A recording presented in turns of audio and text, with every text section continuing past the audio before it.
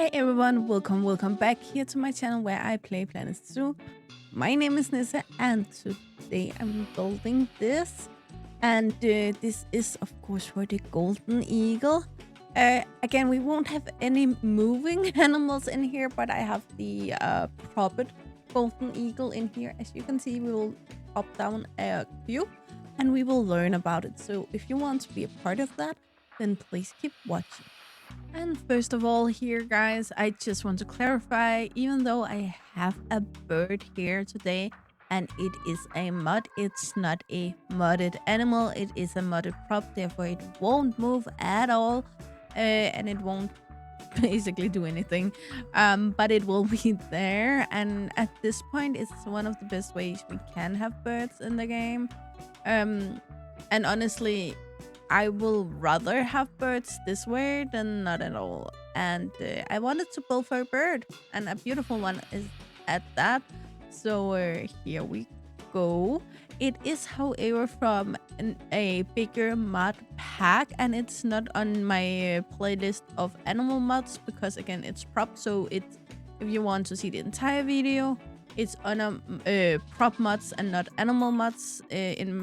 I have two playlists that way, and I also have a playlist for every single modded bird prop out there for Planet Zoo, where you can go in and see exactly which birds you can get and where they belong in the world, and a little information of each of them. It's a long video and it is a little dry to get through. I totally understand that. I also have a Excel document that I will leave in a Google Drive. You can get it in this comment section below. It's not that good.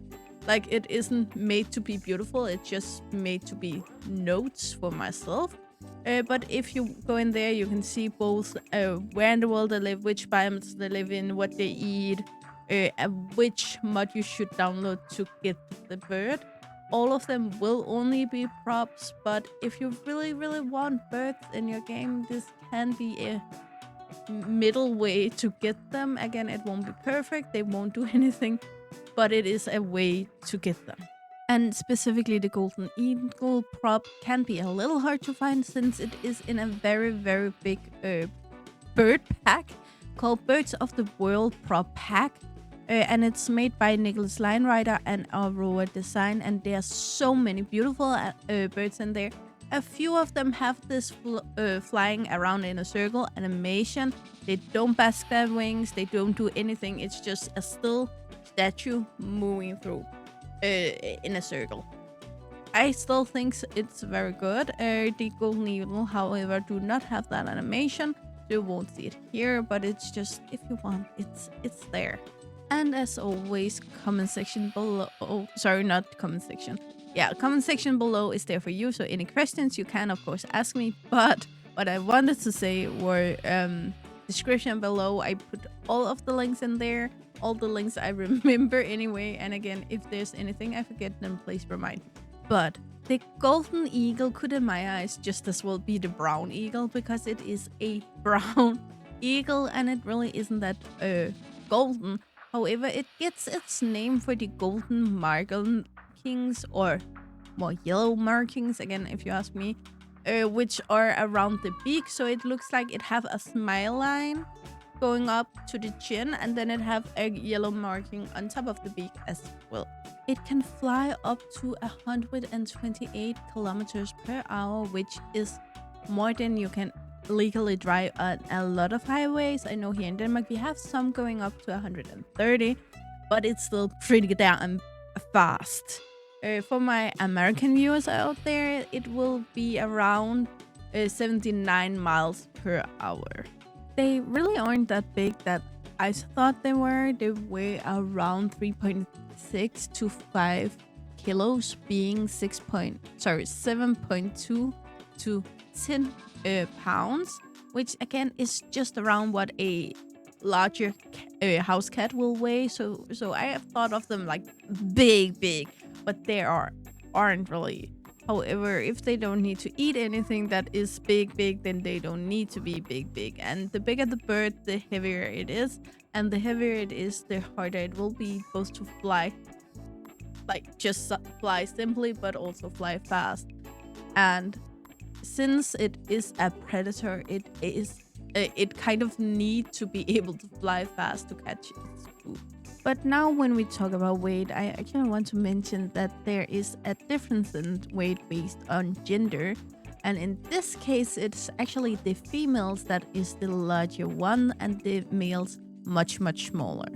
And for once, I really don't want to say every single country they do live in, but they do live both in South Asia, North Africa, Western Asia, Southeast Asia, East Asia, Sub-Saharan Africa, and Central Asia. So it's a big chunk of the world, to be honest. And here they actually forgot North America, of course. I will say, however, and Europe, they also forgot Europe. So big chunk of Asia and Africa, and North America and Europe. And I just want to mention one country. It is actually in Denmark, which is kind of funny because again you can find it in the very warm places in Africa also, and the climate is very, very different. This comes to show in their chosen biomes, which would be scrubland, forest, mountains, grassland, rocky areas, and woodlands. And they both live in the temperate, cold, and tropical climate zone. The golden eagle you might expect to be a little bit nocturnal, at least since a lot of bird predators are, as well with the fact that you can live right next to it and never see it. However, they are completely asleep every single night, and they just need to gather up energy to do what they need to do during the day instead. And one thing that also is a little weird is that we normally see them fly alone. However, breeding pairs will of course live in pairs, but a lot of the rest of them choose to live in groups, and especially during the winters and periods where it's harder to find food, they will live in groups. Furthermore, they will also hunt in pairs, where one of them will active hunt the prey, and not to hunt it and get it, but more to hunt it towards its partner that will be waiting along the road. So when it comes to there, it will be easy just to pick up. And even though, especially in cartoons, we see the bad eagle catch the little, or at least hunt the little poor bird that we really like, it's not really that often that's what the golden eagle do. It goes more for prairie dogs, hares, rabbits, grouse squirrels, and marmots. They do, however, also as a supplement, so not that base food, but as a supplement, eat fish, smaller bird, reptiles, and sometimes they also go for flying birds such as great cranes and geese. But again, the main part of the food source are land-bound, being the prairie dog, hares, rabbits, and ground squirrels and marmots. So a lot of the hunting are basing their hunt on the prey not being able to go down to the earth or into the earth before the bird gets up of the earth. That sounded weird. As I already mentioned, some of the golden eagles choose to live in pairs. That is, of course, the pairs that are mating, and since they do mate for life, or at least for as long as possible, again, sometimes one of them dies and the other one needs to find a new one. But in general, they mate for life. They lay their eggs in a nest between January and May. However, this may differ a little bit based on where they live. Then the eggs will incubate for 41 to 45 days. I think chicken eggs is around 20-25 days, so this is a lot longer. However, it's also a bigger bird. And then the babies will be independent after 102 to 180 days. Again, varies a lot.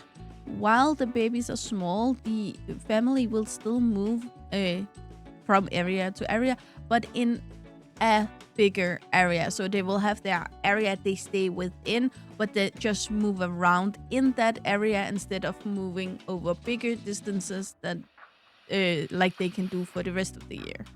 Since the golden eagle lives so many places, it is of course the threat varies a little bit of where they live, just like climate change are very different based on where in the world you are at this point. That also changes, of course, which kind of climate changes and how the climate changes affect the birds. The birds also have some very unintentional issues, for instance, with power cables hanging up in the air and the birds flying into them. It takes a few birds out once in a while, and I laugh because it makes me uncomfortable. Luckily, here in Denmark, I think most places we now have them down in the ground instead of up in the air. But I also know that I am living in a somehow rich country. I'm not sure that's the right word.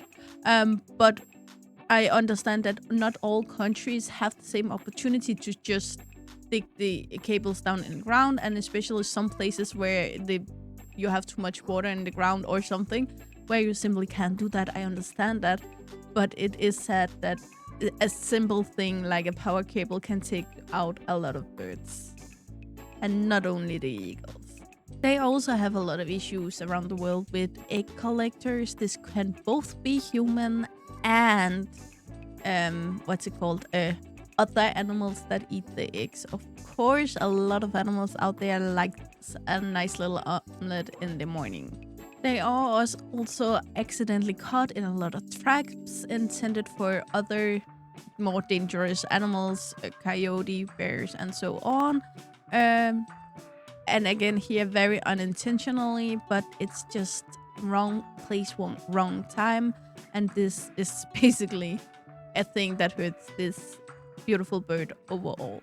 They also have an issue that a lot of cat owners, cats also have, and that is of course that a lot of us put poison out for the mice and the mamas and so on. But the thing is that when cats eat a mouse before it dies of the poison, then the cat will instead eat the mouse, of course, with the poison in it, and therefore get the poison inside the body. But where I bring my cat to the doctor every time, and it costs a lot, but it's worth it because I love my cats. No one takes the eagles to the vet, and no one even notices if this happens, and therefore a lot of them get accidentally poisoned through their food source this way. And with all of these very, very specific issues, again, some of them is the same as the rest of the animals, and some of them are very, very only here we hear about them. It is a miracle that there is still 85 to 160,000 mature individuals left in the wild. And this put them as a least concerned animal according to the IUCN Red List. This doesn't mean that the placing can't change. We need to be aware of that. But it's nice to know that the IUCN Red List keep updates on, do we need to step in here? Does anything change? And hopefully, if the numbers drastically starts to go down, someone will step in and help them. And that is a little comforting for me, and maybe also for you. Enjoy the cinematics, and I will come back afterwards.